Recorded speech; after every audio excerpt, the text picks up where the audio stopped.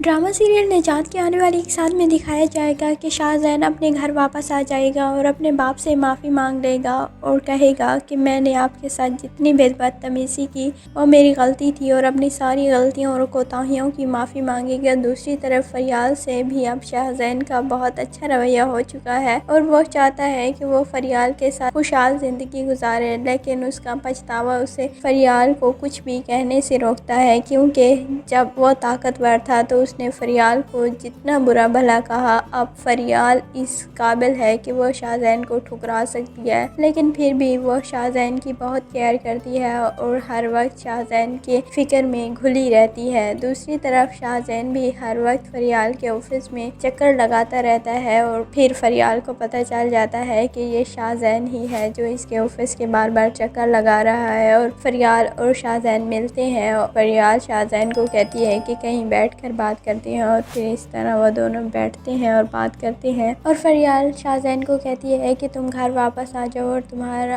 ابو بہت زیادہ پریشان ہیں تمہارے لیے، لیکن شاہزین کہتا ہے کہ اب میرے پاس پچھتاوے کے علاوہ کچھ نہیں ہے اور میں گھر واپس نہیں آؤں گا، جس پر فریال اسے سمجھاتی تو رہتی ہے لیکن اس کی بات سمجھ میں نہیں آتی۔ اور دوسری طرف شاہزین کا دوست اسے اچھے مشورے دیتا رہتا ہے اور وہ کہتا ہے کہ جو چھوڑ گیا اسے بھول جاؤ اور جو تمہارے پاس ہے اسے قبول کر لو، وہی اب تمہارا مقدر ہے، جس پر شاہزین کو بھی اس کی بات سمجھ آ جاتی ہے اور وہ فریال کے بارے میں سوچنے لگ جاتا ہے۔ دوسری جانب مناہل نے بھی کورٹ سے شاہزین کو طلاق کا نوٹس فائل کر دیا تھا، تو شاہزین کو بہت زیادہ غصہ آتا ہے اور وہ جنونی ہو جاتا ہے، جس طرح وہ ہمیشہ کرتا تھا کہ میں نے اس کے لیے اتنا کیا اور اس نے مجھے اس طرح چھوڑا، اور اگر وہ چھوڑنا ہی چاہتی تھی تو وہ مجھے خود کہہ دیتی، میں خود اسے طلاق دے دیتی، لیکن کورٹ کے دھکے کھانے کے لیے مجھے چھوڑ دیا۔ دوسری جانب پھر شاہزین اسی دکھ میں اپنے باپ کو فون کرتا ہے اور کہتا ہے کہ جس مناہل کے لیے میں نے آپ سب کے دل دکھائے اور فریال کو بھی اتنے دکھ دیے وہ مجھے چھوڑ کر چلی گئی، جس پر باپ کہتا ہے کہ تم گھر واپس آ جاؤ اور سارے گھر والے بہت یاد کرتے ہیں تمہیں، لیکن شاہزین کہتا ہے کہ اب میرے پاس پچھتاووں کے علاوہ کچھ نہیں ہے اور میں آپ کو کچھ بھی نہیں دے سکتا، اسی لیے اب میں گھر واپس نہیں آؤں گا، جس پر باپ بھی روتا ہے، لیکن شاہزین کسی کی نہیں سنتا اور اپنی ہی کرتا ہے۔ لیکن اب فریال ہر وقت ہی شاہزین سے ملتی رہے گی اور اس طرح فریال اور شاہزین کی ملاقاتیں ہوتی رہیں گی، اور پھر شاہزین فریال کو اپنے ہی گھر لے کر جائے گا،